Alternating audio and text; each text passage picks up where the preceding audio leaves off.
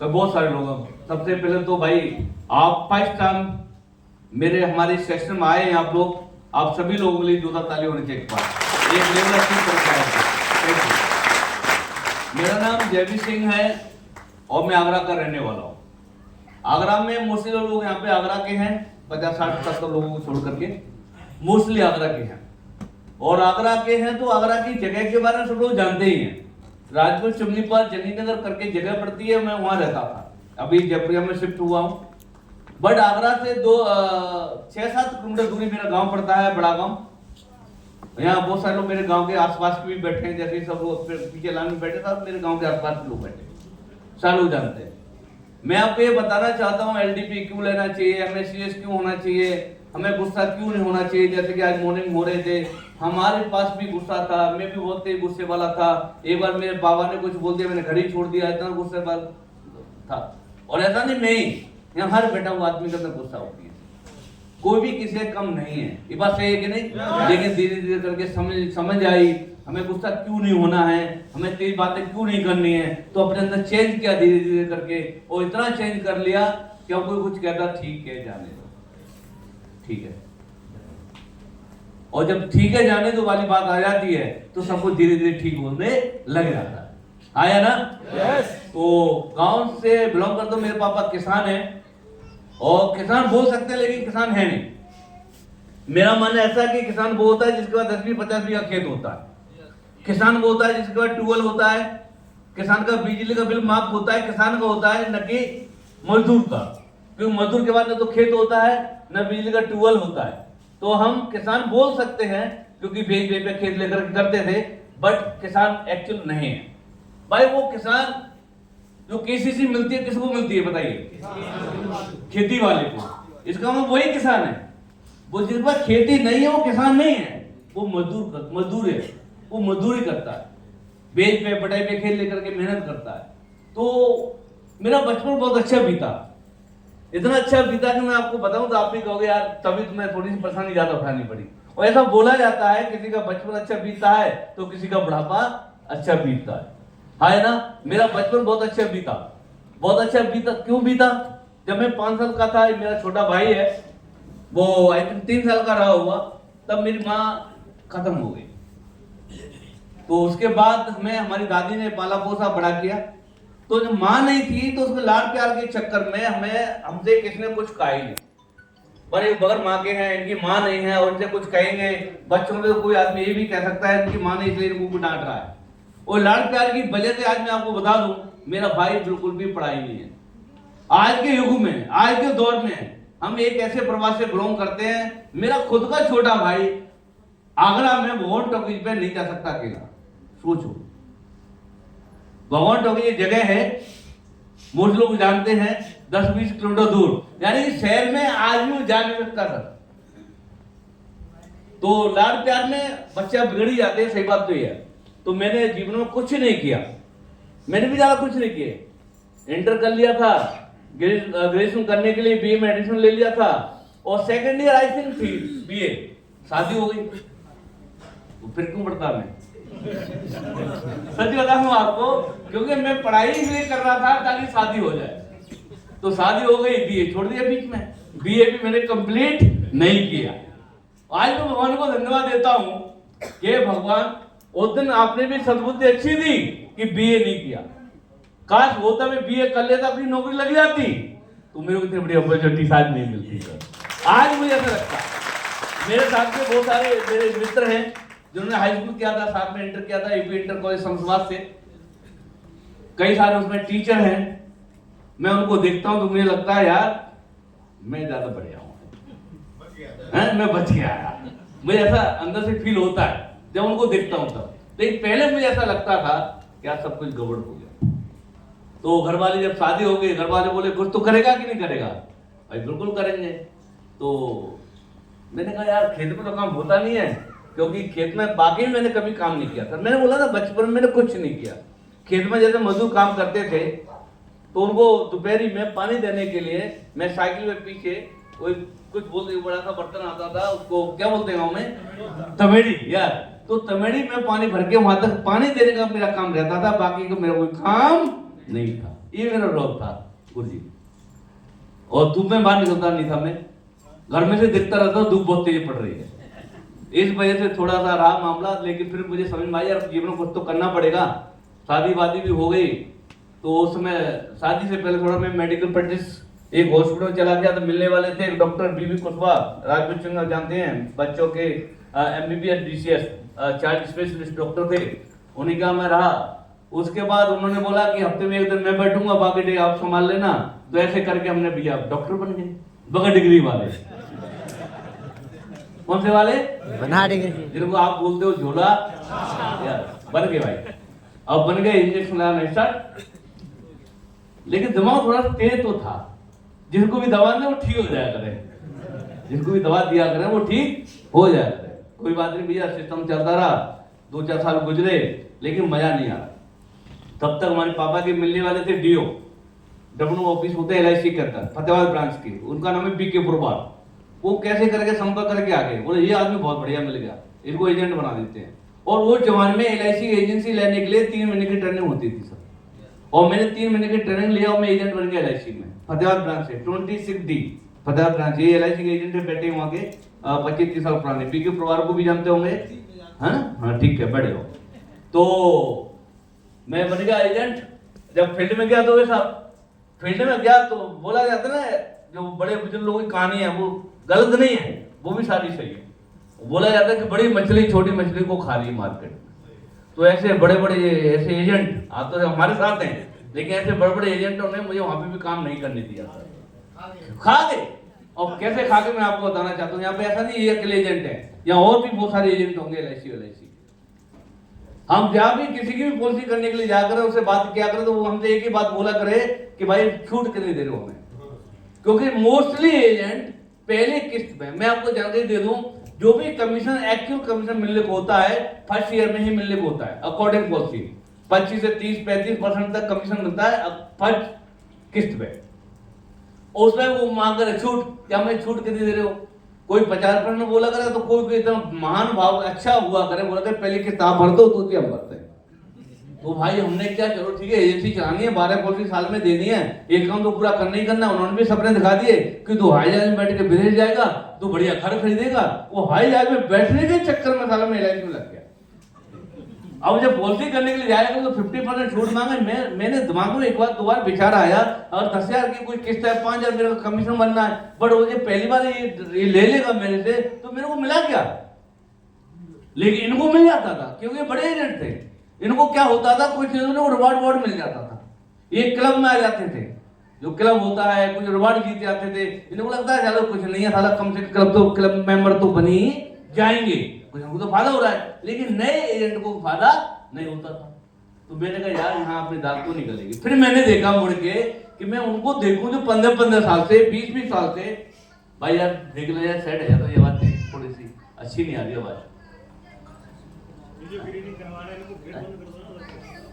अच्छा आ गई तरफ, तो हमारे तरफ देखा तो लगा दूं तो इधर, ठीक है। तो मैं क्या बता रहा था आपको, हाँ मैंने उनको देखा तो पता चला दूमर सिंह राठौर साहब हैं, कई सारे लोग हैं, इनको देखा, भाई साहब को देखा, इनको 20 साल से कर रहे हैं मतलब LIC।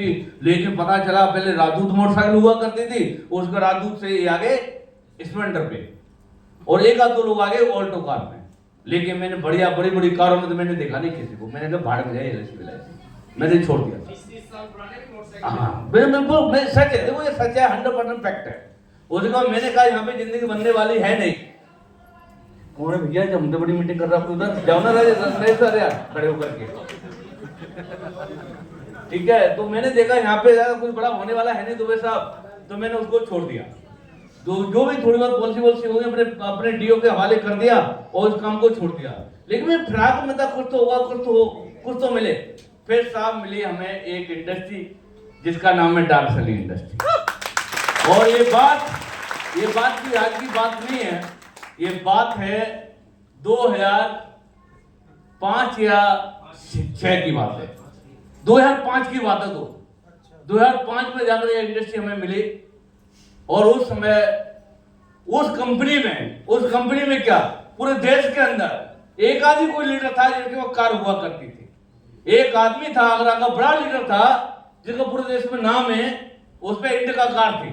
उस इंडिका कार को देख देख के हम मोटिवेट होते थे कि यार एक दिन साले इंडिका कार आएगी। आज कोई खोज नहीं है कहाँ इंडिका, कोई पूछने वाला नहीं। सही बात है कि नहीं दोस्त? आप हम लोग थोड़े थोड़े काम से परेशान हो जाते हैं, जबकि मैं आज बताऊं आपको सच्चाई कि हम एक इतने बड़ी कंपनी के अंदर हैं, इतने बड़े प्लेटफॉर्म के अंदर हैं, जिस प्लेटफॉर्म पर अगर कोई भी आदमी 10% भी सीरियस होकर काम कर रहा है, उसका धंधा चल नहीं रहा है, उसका धंधा दौड़ रहा है। अगर नेटवर्किंग की सच्चाई जानना चाहते हो तो मैं आज आपको बताता हूं। नेटवर्किंग की सच्चाई जानना चाहते हो तो आज मैं आपको बताता हूं, और 1% इसमें झूठ नहीं है। अगर आपको बिलीव नहीं है तो मेरी मरी हुई मां की कसम, जो मैं तुम्हें बता रहा हूं उसमें इतना सा भी झूठ नहीं निकलेगा तुम्हें। पहले के समय पे जो नेटवर्किंग होती थी, पहली बात तो ये 8-10 साल से पहले कोई डायमंड नहीं बनता था। बोलो सच्चाई नहीं सच्चाई? 8-10 साल से पहले कोई डायमंड बनता ही नहीं था,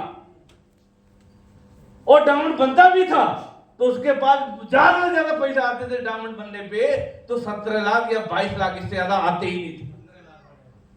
17 नीचे कर लो, ऊपर करेंगे तो ज्यादा बढ़िया तो 22 लाख, लेकिन इससे ज्यादा डायमंड बनने में पैसा नहीं आता था। और हमारे यहाँ का डायमंड 70 लाख कमाता है। 70 लाख तो हमारे यहाँ का डायमंड आता है, वहां का 70 से लेकर 22 लाख के बीच में पैसा आता था, और उसमें भी समय लगता था 8 से 10 साल लगते थे। यहाँ बहुत सारे लोग ऐसे हैं जिनको 6 साल से पहले कोई डायमंड बनी हमारी जानकारी में। अपने वो तो 5 साल बन गए होंगे, 5 साल से पहले कोई बनने वाला है नहीं सर। वो दौड़ थोड़ा सा आ गया था, बन गया, एक हवा आई थी, फास्ट हो गया था। नहीं तो उस समय 10 साल 8 साल में तो कोई बन नहीं था। ये है 2012-13 का। हाँ, तो वो बता रहा, उस समय पे कुछ नहीं था सर, इंडस्ट्री में कोई भरोसा नहीं करता था, लेकिन हमने वही वहां पे काम किया। पैसा था नहीं, अरे आपके पास तो इतना पैसा है, कम से कम आगरा से चल करके, जहां से चल करके तुम यहाँ तक आ गए, लेकिन हमारे पास इतना भी पैसा नहीं था उस समय पे कि पैसा देके कानपुर में मीटिंग करने के लिए चले जाए। कैसे नेटवर्किंग होती है आज मैं आपको बताता हूँ। मेरे जिम्मे 5 रुपए थे, 5 रुपए से कोई आदमी आगरा से कानपुर जा सकता है क्या? बता दो आप, बोल नहीं रहे हो आप? कोई जा सकता है क्या? मैं गया 5 रुपए लेकर के जेब में, राजपुर चुमनी से आगरा कैंट तक पैदल, वहां से ट्रेन के अंदर विदाउट टिकट के जनरल डिब्बा में बैठ के, और देखो जब टिकट नहीं होती तो टीटी सामने आ ही जाता है, और वहां पे जैसे सेंट्रल स्टेशन उतरा और वहां पे टीटी सामने चेक करा, टिकट, और मेरे अंदर पता नहीं कहां से कॉन्फिडेंस आ गया। मैंने बोला जीआरबी स्टॉप, इतना कह के तुरंत चला गया, बच गया भाई साहब, मैं बच गया। मेरे भाई आप तो बच गए। अब क्या हुआ, मैं किसी बंदे से मिलने गया, बंदे ने बोला मैं घंटा घर पे जाकर भाई बैठ गया। मैंने सर मैं ऐसे स्टेशन पे आ गया हूँ घंटा घर पे, और आप बताइए कहाँ मिलोगे? बोला कि ठीक है मैं आता हूँ। वो कचहरी में काम करता था, उसका नाम था शिव, और मैं 2 घंटा इंतजार किया, 3 घंटा इंतजार किया, भाई साहब बंदा नहीं आया। 4 घंटा इंतजार किया, बंदा नहीं आया, वो जगह मैंने देखी नहीं। 5 घंटा, और शाम को 5:30 बजे इंडस्ट्री वापस आनी थी, लखनऊ से वापस आती। मैं भागा, मैंने इंडस्ट्री निकल जाई, फिर कहाँ जाऊँ रात में, जाके इंडस्ट्री विदाउट टिकट फिर पकड़ लिया, और रात में घर जाके 2 बजे लगा, क्योंकि वहां से उतर के 11-12 बजे फिर पैदल चलना है, लेकिन बंदा नहीं मिला। लेकिन मेरा माइंड सेट था मुझे कानपुर में काम करना है। मैं अगली बार फिर से बात करी, बोला सर इस बार गलती हो गई, अगली बार आओ, मैं पक्का मिलूंगा। अगली बार फिर गया मैं सर, और गया गुरुजी वहां पे जाके मैं बैठ गया, घंटा करते ऐसी बैठने जगह होती वहां पे छोड़े पे, जाके बैठ गया, उनको फोन किया, भाई मैं ऐसे आ गया हूँ, कीपैड फोन हुआ करता था 1200 रुपए वाला। वो बोला ठीक है आता हूँ, और पता नहीं कैसे मेरे चेस्ट में दर्द हुआ, इतना भयंकर हुआ कि मेडिकल भाग के गया, और मेडिकल वाला दवा नहीं दे रहा, बोला डॉक्टर से लिखवा के लेके आओ। मैं उसको बोला मैं ही डॉक्टर हूँ यार, लेकिन वो दवा लेके नहीं दे, बड़ी मुश्किल मैंने मुझसे बोला मैं मर जाऊंगा भाई, जल्दी ये वाले इंजेक्शन जल्दी दे दे। उसने इंजेक्शन दिए, मैं दवा अपने हाथ से इंजेक्शन लगा लिया मैंने, क्यों मर रहा था उस समय, परेशानी ज्यादा हो गई कुछ, मैंने अपने हाथ से इंजेक्शन लगाए, दर्द आराम हुआ, लेकिन बंदा साला नहीं आया यार, बंदा नहीं आया। फिर शाम को इंडस्ट्री पकड़ करके फिर मैं आगरा आ गया। फिर मैंने भाई 2 दिन बाद फिर मैंने फोन किया, मेरे भाई मुझे यार कानपुर में काम करना है यार, एक बात तो समय दे दे। बोला ठीक है सर, अब की बार आए हो तुम? मैंने कहा अब की बार तुम बताना, मैं आऊंगा तुम्हारे को जगह बता देना। उसने बोला ठीक है, ऐसे ऐसे बड़ा छोटा पकड़ना, बड़े छोटा से ऐसे कचहरी में आना और मैं सब कचहरी पहुंच जाता हूँ। वहां पे वो साला वो आय प्रमाण पत्र, जाति प्रमाण पत्र उसमें लगा पड़ा है, वो समय नहीं दे रहा। उसने एक बंदे से मिलवा दिया, उसको मुंह ऐसे करके बड़ा तमाकू कानपुर में तमाकू जला सकते हैं मुंह ऊपर। मैंने कहा यार ऐसे लोग हैं क्या, बहुत बढ़िया, ठीक है। मैंने वहां प्लान बना दिखाया, उसने भाई मुझे 5,000 रुपये दे दिए।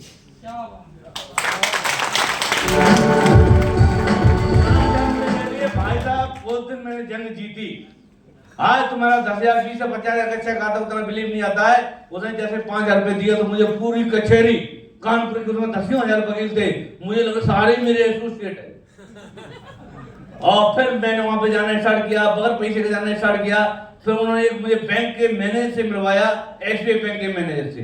और मैं अभी तो हमें क्या, हम कैसे प्लान करते हैं दिखाते हैं, तो एक बार हो सकता है हम ये सोच रहे यार ये बैंक मैनेजर है यार, क्या है कंप्यूटर बात करें, ठीक है नॉर्मल बात करके वो फ्री कर सकते हैं। लेकिन तब तो हम बच्चे से थे, हमारे पास एक कॉन्फिडेंस के अलावा कुछ था ही नहीं, कपड़े थे नहीं, पैसे थे नहीं, एक ही चीज थी कॉन्फिडेंस, करना है बस, करना है बस। और मैंने उसको बैंक में तेज प्लान दिखाया, बोला भाई साहब करना क्या है, उन्हें चेक कार्ड दे दिया 5,000 का और बोले कि मैंने कहा अब तो बल्ले मैंने मैनेजर को जोड़ दिया साला, अब क्या बस भाई। ऐसे तो मेरे काम की स्टार्टिंग हुई, लेकिन बोला जाता है काम तो स्टार्ट कर लिया इतने बुरे दौर से। ऐसे ऐसे दिन मैंने देखे हैं दोस्त, शायद आप बिलीव नहीं करेंगे। मेरे पास जूते हुआ करते थे, लेकिन पैदल ज्यादा चलने की वजह से, ज्यादा पैदल चलने की वजह से 1-2 साल तक मैंने बगैर फटे सोल के जूते नहीं पहने थे। आप लोगों ने तो कुछ आपका तो सब सेटअप था, आप नौकरी से थे, वहां से भी पैसा आ जाता था, उसके बाद आपका ठीक था। हम एक ऐसी टीम में थे, एक ऐसी जगह थे, अब कुछ बता नहीं सकते भीड़ के सामने, कोई फायदा भी नहीं है। हमने ऐसे दिन देखे दोस्त, और धीरे धीरे करके नेटवर्क बना दिया हमने वहां पे। एक बार हमने वहां पे 2 साहब को बुलाया मीटिंग में, ये भी आए, इनके साहब भी आए, साहब आगे वहां फैल गए, साहब ये वो ताम झाम, चलो ठीक है भाई कर लिया। और साहब ने आगे ऐसी प्लानिंग कर दी कि हमारे करे, मतलब हमने जो भी किया, बोला जयवीर तू सही नहीं कर रहा है, या आज के बाद एक काम को ये करेगा। उन्होंने अपनी बहनों को दे दिया, सिटी होस्ट चेंज कर दिया, अपनी बहनों को दे दिया पूरा।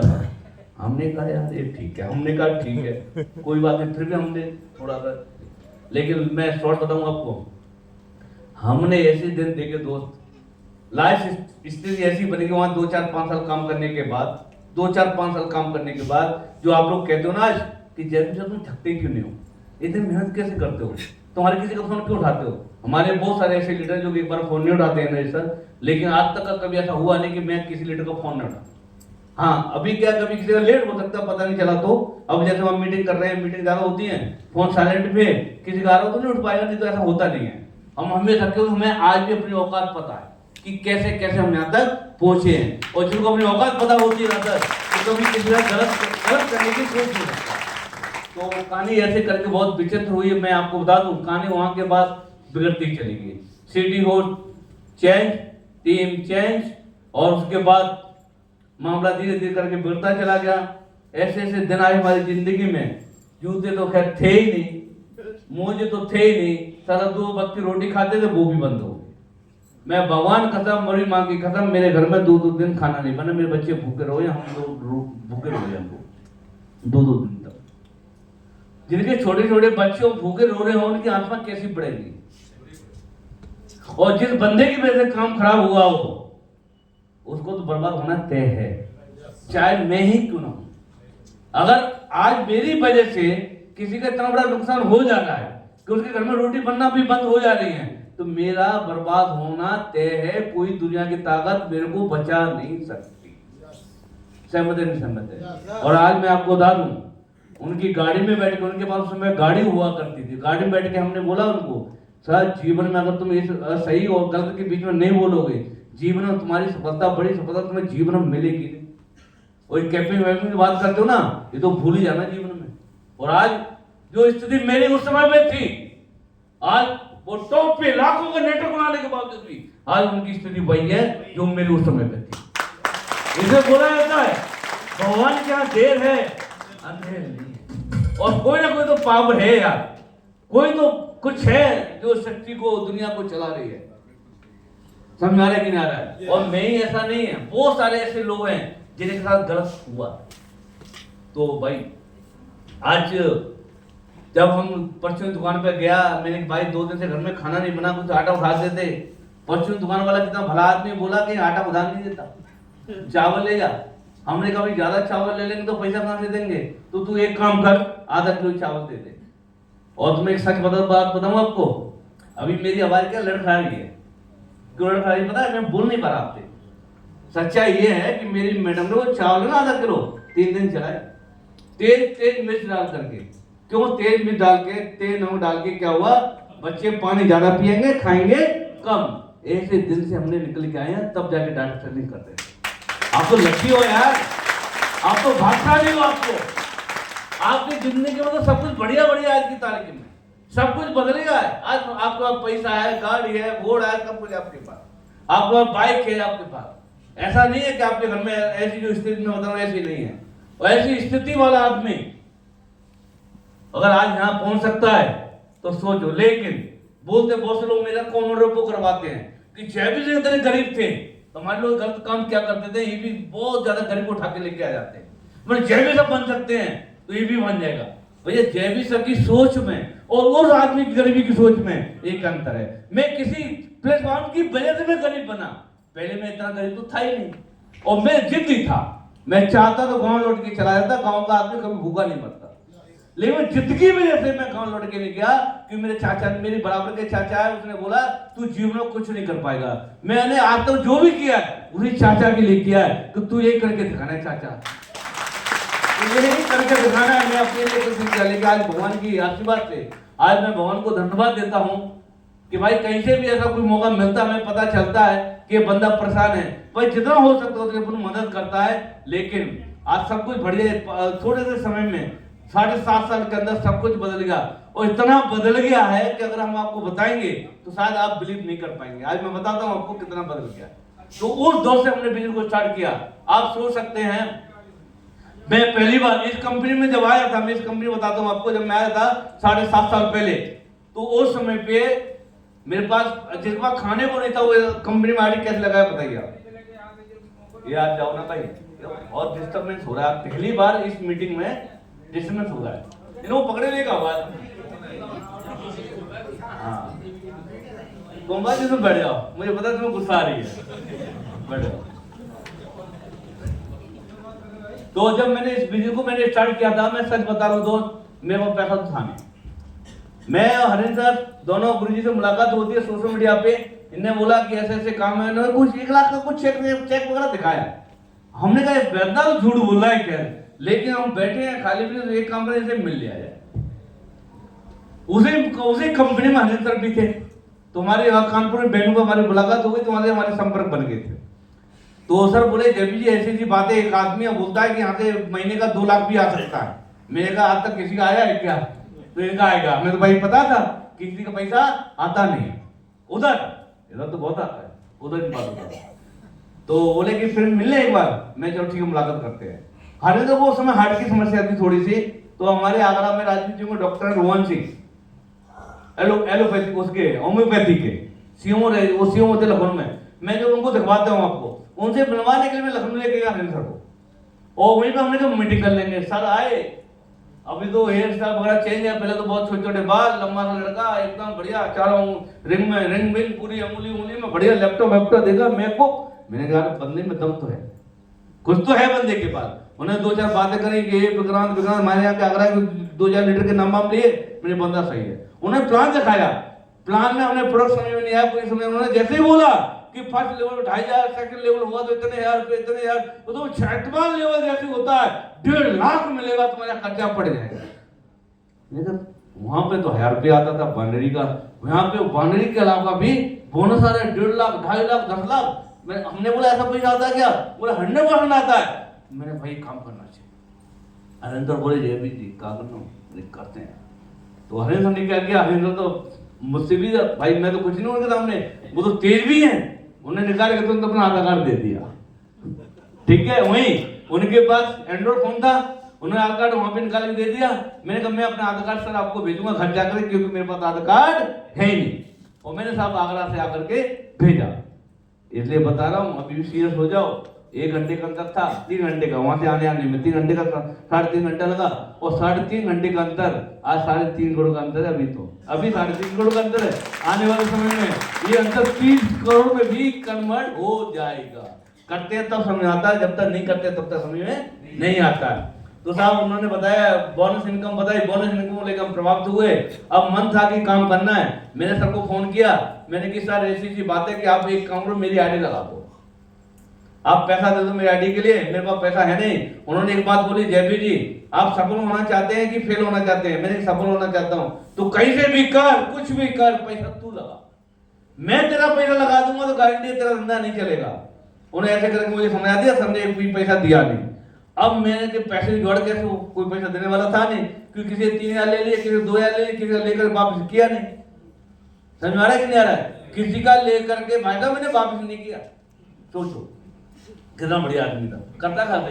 अरे जिनको खाने को नहीं है यार, वो आदमी खाने करेगा बताओ। तो फिर मैंने जुगाड़ करी। हमें जंगल में रहता था, पूरे जंगल में ब्राह्मणों का है, वहां पे पंडित जी से मैं जुगाड़ करी, पंडित जी मैं एडवांस में उसमें गारंटी तौर पे चेक ले लो मेरे से और मुझे ब्याज पे पैसा दे दो। उन्होंने फिर एक की जमानत ली, वो मिलने वाले थे पंडित जी ने पंडित जी की जमानत ले ली। ठीक है, मतलब मेरी जमानत पंडित जी को दे दी, मतलब मेरी गारंटी है, गारंटी में चेक ले लो। वो ऐसी बैंक का चेक दिया जिस बैंक में खाता ही नहीं था, वो भी बंद हो गया था। क्योंकि एक बार की बात है, तुम्हारी सच बता रहा हूं आपको, केनरा बैंक थी वहां पे दिग्नेर में, और मुझे जरूरत थी 350 रुपए। मैंने बैंक में खाता बंद कराया, 350 रुपए निकाल के आ गया काम के लिए। अभी तो तुम हंस रहे हो, सच्चाई तो ये है। आज मेरी मैडम भी यहाँ पे आई है, भगवान कसम, मरी माँ की कसम, मेरी मैडम की 700 रुपए में वो तूड़िया होती है, वो भी मैंने बेच दी। सोचो कैसा दर है उस। अब तूड़िया होती तो अब तो बेच जाती 6-7 हजार की। वो जमाने की बता रहा हूँ, कितने पैसे बनी, कितने रुपए की, मात्र 700 रुपए में मैंने बेच दिया। तो अब उन्हें मैंने चेक दे दिया, वहां से मैंने 7% की ब्याज पे पैसा लिया। 7% की ब्याज पे। अगर आप में से किसी को लगता है तो मैं मिलवा दूंगा, वो पंडित जी आज भी जिंदा है। ठीक है, 7% की ब्याज पे मैंने पैसा लिया। किसी को पता करना है तो जगीनगर में पन्नी वाले पंडित, किसी को पूछ लेना, कोई बता देगा, छोटी दुकान है, उनका नाम जानते सब है। और ये दुबई से भी जानते, मैं जहाँ रहता था उनके साड़ू में, मेरे जहाँ में रहता था पहले, वहां पे इनके साड़ू हैं, तो ये जानते आते रहते थे वहां पे गाड़ी से। तो 7% की ब्याज पे पैसा लेकर मैंने बिजनेस को स्टार्ट किया। उसके 10 दिन के बाद पता चला कि एसओएस ट्रेनिंग आ गई है। एसओएस जिम ग्रुप में हमारी ट्रेनिंग होती है। हमने और आईडी लगाने के लिए 7% पे पैसा लिया और बोले 100 में तुम्हें जाने जाना है। मैंने किया यार ये तो बवाल है। तो हमने फिर अपने साले से बात करी, तो बात करी, कहीं कुछ सेटिंग नहीं बनी। फिर किसी 500 रुपये लिए, किसी 1000 लिए, कुछ हरिंदर को बोला सर तुम दे देना, कुछ अपलान को बोला। उन्होंने बोला कि जब भी तुम आ जाओ हम वहां पे आपको प्रोडक्ट देंगे। उन्होंने क्या किया, 6 इम्यूडॉग, उन्होंने वो 6,000 की थी उस समय पे, 6,000 के बदले में उन्होंने प्रोडक्ट दिए। हम आपको प्रोडक्ट देते, प्रोडक्ट बेच के तुम पैसा ले लेना। तो प्रोडक्ट के चक्कर हम सब लोग चले गए, हम 3-4 लोग चले गए। और वहां पे ट्रेनिंग हुई 3-4 दिन। और पहले वहां पे पूरी कंपनी में 50-60 लोगों की वो हुई थी एसओएस, जो आज 60-70 हजार लोगों की एसओएस होती है। सोच के देखो, पहले एसओएस में 60-70 लोग बैठे थे और वहां पे ट्रेनिंग हो रही थी। वहां एमडी साहब भी आए थे, मेरे पास शिव कुमार सब थे, और कुछ नए थे, कुछ सब और बाकी पुराने लीडर थे। उन्हें वहां पे घोषणा कर दी कि जो भी व्यक्ति 3 दिन के बाद सेशन कंप्लीट होने के बाद हम इंटरव्यू लेंगे, जो 5 नंबर लेके आएगा उसको 11,000 रुपए दिए जाएंगे, और सेकंड नंबर लेके आएगा उसको 5100, और थर्ड नंबर वाले को 2100। मैंने कहा भाई 11,000 तो जीतने हैं, तो कहां से इंटरव्यू लेंगे, जो पढ़ाएंगे उसी में तो इंटरव्यू लेंगे। और इंटरव्यू का थोड़ा हम भी जानते थे, वो हमें समझ थे ऐसे ही। तो हमने ठीक है भाई, वहां पे जो पढ़ाया जा रहा है, बाकी लोग साथ में क्या करें, कोई स्विमिंग पूल में कूद रहा है, कोई बियर पी रहा है, सब लोग अपनी अपनी मस्त ट्रेनिंग लेने के बाद अपने का फोर साइड होकर 11,000 जीतना। वो जो भी पढ़ा है, जो मतलब उसको लिखे, फिर रात में पढ़े, फिर लिखे, फिर रात में पढ़े, फिर लिखे, रात में पढ़े, और इंटरव्यू हुआ और परीक्षा हुई। परीक्षा में साहब फर्स्ट नंबर पर अपन आ गए, 11,000 रुपये जीते, करारे वहां के बाद सारा हमने का। फिर मेरा एक मित्र होता हमारे आगरा का, आज नहीं है, संतोष शर्मा, वो उसके पैसे भर दिए और अपने पैसे भर दिए, लौट के लेके नहीं आए, पैसा लेके नहीं आए, उसको भी पैसा भर दिया, अपना भी भर दिया साला। मैंने मजा आ गया। लेकिन वहां एक सीन और हुआ, मैं आपको बताना चाहता हूँ। वहां पे क्या था कि मेरे पास अलग रूम में थे, सुकुमार सर अलग रूम में थे और एमडी साहब अलग रूम में। 3 लीडर हुआ करते थे, तीनों वहीं मीटिंग करते थे पर्सनल। जैसे आज यहाँ पे 250 लोग बैठे, 250 ज्यादा होंगे, तो 250 लोगों के साथ पर्सनल पर बड़े लीडर बैठ के एक एक आदमी के साथ एज ए काउंसलिंग टाइप पे कि भाई आपने क्या सीखा, आप क्यों करना चाहते हैं। उन्होंने मुझसे सवाल किया था, ये बात मैं बड़ी स्टेज पे बता चुका हूँ। एमडी साहब ने मुझसे सवाल किया था, जयपी जी ट्रेनिंग आपने अटेंड कर लिया, कैसा लगा? हमने बहुत बढ़िया गुरु जी, अब क्या करना है? मेरे को तो बड़ा काम करना है। तो उन्होंने बोला कि एक बात बताइए, अगर काम नहीं चलता, आप यहाँ जाके काम करोगे, काम नहीं चलता, फिर क्या करोगे आप? नहीं, मैंने कहा काम चलेगा, ऐसा नहीं काम